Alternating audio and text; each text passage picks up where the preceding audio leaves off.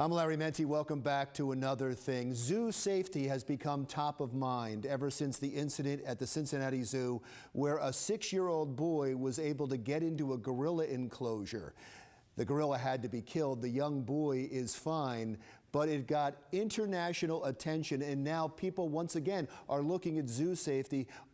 Are the barriers at zoos keeping the public safe? Are they keeping the animals safe? Here to talk more about that is Hubert Paluch, who is a doctor of veterinary medicine and director and veterinarian of the Cape May County Zoo. Sir, thank you so much for being here. I really appreciate it. Is there a lot of new conversation based on what happened in Cincinnati? There sure is. I mean, it happens all the time. We're constantly upgrading safety measures as we can, if there's a need to. We're constantly looking at different barriers for the public and for the animals to make sure that it's safe for the public and for the keepers. The primary concern, of course, is human safety. It's fascinating you said it happens all the time. I guess this one just got so much of attention because of the close interaction between the child and the gorilla and the dramatic video of the fact that the child was pulled through the water.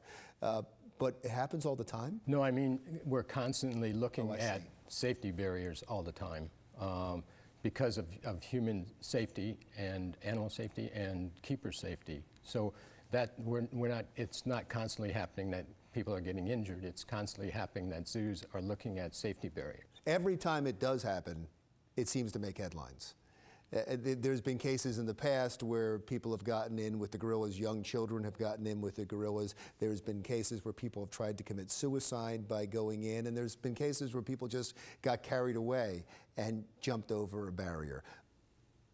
First of all, you can address that. It does make headlines every time it happens. It certainly does.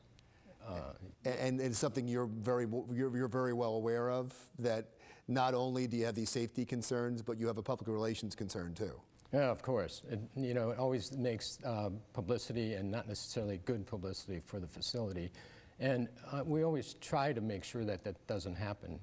There's certain things you can't stop, but you try to make sure it doesn't happen, but I would imagine you're walking this balancing act all the time because the public wants to be close. They want to interact. They want to be as close as they can to these animals, and yet you need to make sure that the animals and they are safe. Is it something you discuss all the time?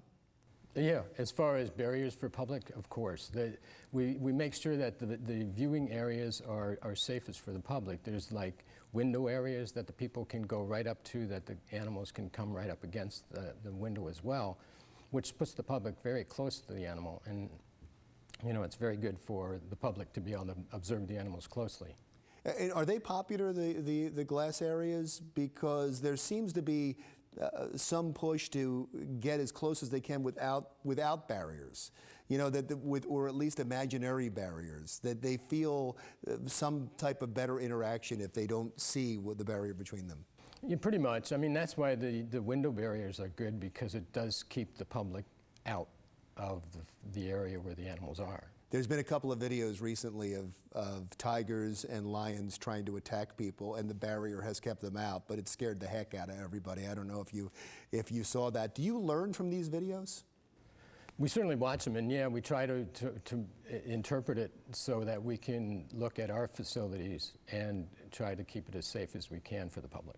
Now, what I was surprised at the recent videos of the lions and the tigers trying to attack people, and the one video of that lion trying to eat the young boy that was posing near the video, do you learn something from animal behavior that in captivity from those videos? Well, it's just a natural behavior for them to attack something, especially small things, and children are usually susceptible. And most of the time, as in that video, I think, when you turn your back to an animal, they know that you're very susceptible, and that's when they'll attack quicker than if you're looking at them. And it's something you have to know if you're going to be working at a zoo, not to turn your back, I would imagine. Yeah, especially if you don't want to be that close anyway inside a facility. But since you, by the way, I've heard wonderful things about the Cape May County Zoo, and I haven't been there yet, but I'm dying to go.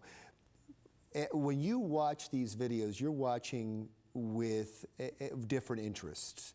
than we are. What did you learn, for instance, from the Cincinnati Zoo video?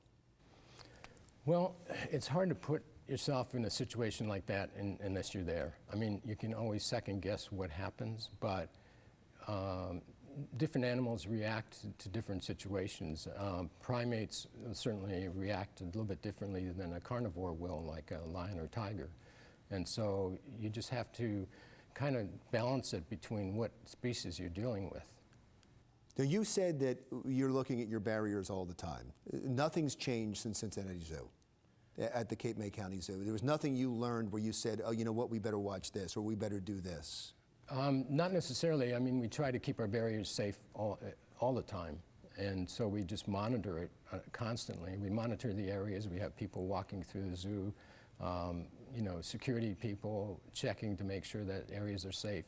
But the Cincinnati Zoo must have thought the same thing. I mean, it has a great reputation, the Cincinnati Zoo, and they had a barrier that was, I think, 4 feet tall, and they had a moat that was 15 feet deep. Do you weigh in on the debate whether the zoo is to blame or the parent is to blame?